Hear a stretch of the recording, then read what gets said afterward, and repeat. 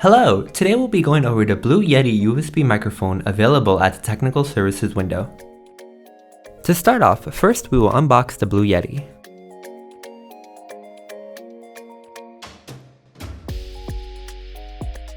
When you open the Blue Yeti microphone box, inside you'll have one USB connection cable that connects the Blue Yeti to your computer, an instruction guide, and the Blue Yeti mic. After taking out the Blue Yeti mic, rotate it so that the blue logo, volume, and mute controls face you, and tighten the screw sets on the left and right located on the base of the microphone. The Blue Yeti is a side adjust mic, so make sure it is facing this way. Do not talk into the Blue Yeti like this. To connect the Blue Yeti, first attach the USB cable to the bottom side of the microphone. Then connect the USB part to your computer. You will see a red LED light when it's connected. Alongside the USB port connection, on the bottom side of the Blue Yeti, you will also find the standard thread mount. This is if you would like to attach the Blue Yeti to a standard microphone studio mount. You will also be able to find the headphone jack on the bottom. Now we will go over the functions of the Blue Yeti mic. On the front of the Blue Yeti, you will find the mute and volume control. The mute control lets you mute the mic, so it will not pick up any sound. When it's muted, the red light flashes. Then you have the volume control. This controls the Blue Yeti's headphone volume by turning the knob. This will only increase or decrease the volume in your headphones, and does not adjust the amount of signal that gets into the computer. On the back of the Blue Yeti, you have the gain and pattern control. The gain control allows you to set the mic's input sensitivity. Turn the knob to the right to increase the audio level going into your computer, and turn it to the left to reduce the audio level. Then you have the pattern control. First, there's stereo mode, which records in a left and right configuration. Next is omnidirectional, which picks up sound all around the mic. After that is cardioid mode, which records everything in front of the mic and ignores sounds from the back.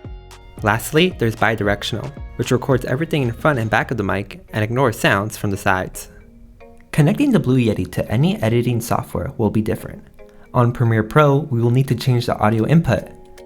To do so, head up to Premiere Pro, Preferences, and select Audio Hardware. A panel will pop up. And change the default input to the Blue Yeti. Now select Yes. The Blue Yeti is now selected as your audio input, and your output is set to the built-in output.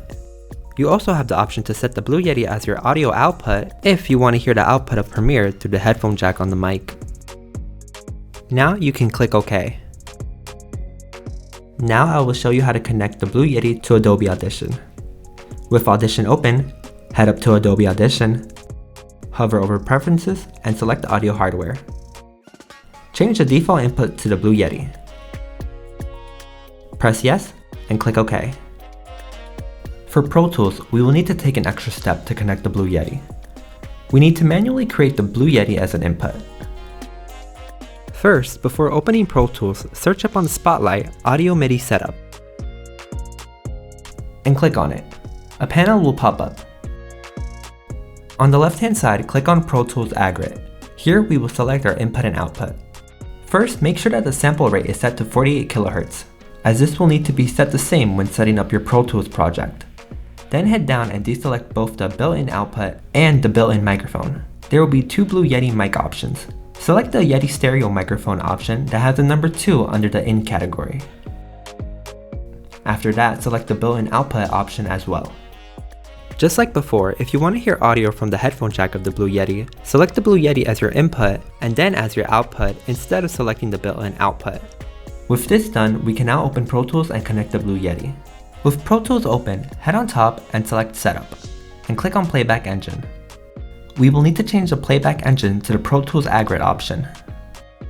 When doing so, Pro Tools will give you a pop-up to tell you that the project will save and close and will reopen to change the Playback Engine. Click Yes, and press OK on the Playback Engine panel.